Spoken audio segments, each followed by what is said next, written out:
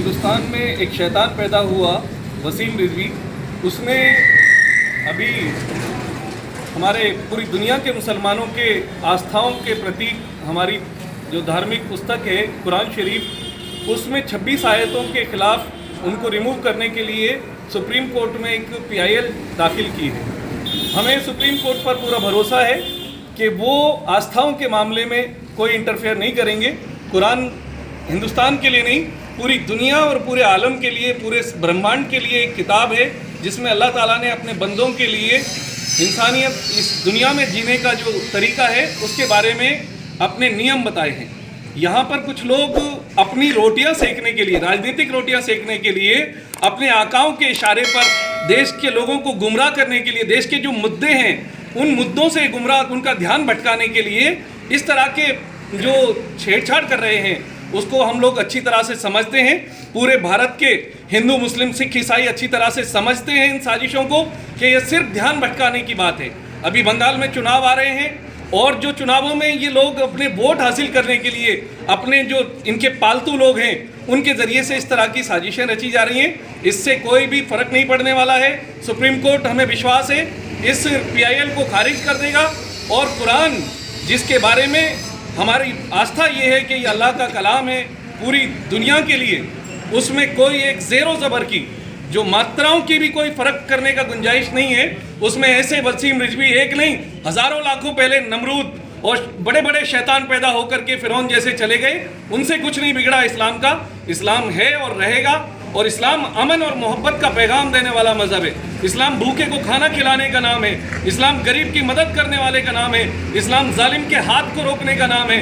इस्लाम के नाम रख करके ये वसीम रिजवी इस्लाम को बदनाम करने की कोशिश कर रहा है, उससे कोई फ़र्क नहीं पड़ने वाला।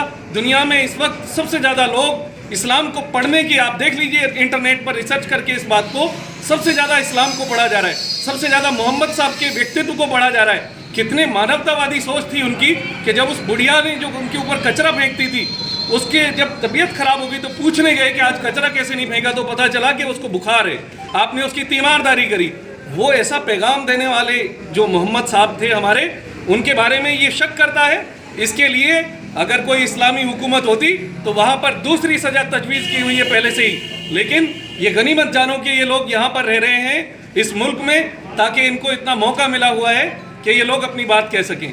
ऐसे लोगों की हम सख्त तौर पर मजम्मत करते हैं। आज इंडोन सिटी के विभिन्न मुस्लिम संगठनों ने यहाँ ईदगाह गेट पर वसीम रिजवी का पुतला जला करके अपना रोष प्रकट किया है, और हमें पूरा भरोसा है कि आने वाले वक्त में कानूनी दायरे में जो उसने हमारी भावनाओं को ठेस पहुँचाई है, उस दायरे में उसके खिलाफ सख्त कार्रवाई की जाएगी। ऐसी हमें सरकार से उम्मीद है। जय हिंद।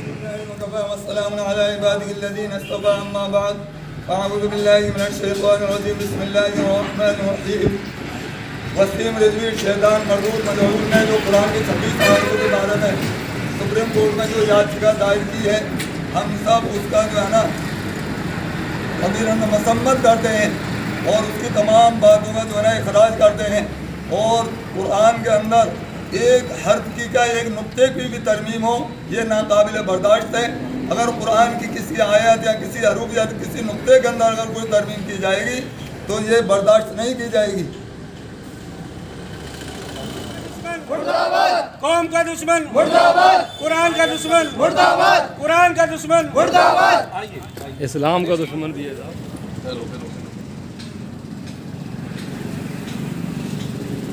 वसीम रिजवी मुर्दाबाद, वसीम रिजवी मुर्दाबाद, इस्लाम का दुश्मन मुर्दाबाद, इस्लाम का दुश्मन मुर्दाबाद, कुरान का दुश्मन मुर्दाबाद, कुरान का दुश्मन मुर्दाबाद।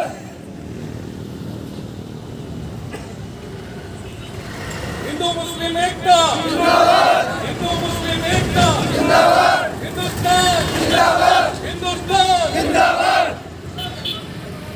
आइए अब चलाते हैं इसका मुद्दा। मैं हाफिज साहब से गुजारिश करूँगा, हमारे जमीयत उलमा हिंद के सदर, इसको इस शैतान को आग के हवाले करें और इसमें जूते मारते हुए ऐसे ही खड़े रहना आप लोग सब, है ना, इसी जगह लगाइए। माचिस लाओ, माचिस रोक देना, राकेश रोक देना। वसीम रिजवी मुर्दाबाद, वसीम रिजवी मुर्दाबाद, इस्लाम का दुश्मन मुर्दाबाद, इस्लाम का दुश्मन मुर्दाबाद, हिंदू चैनल जिंदाबाद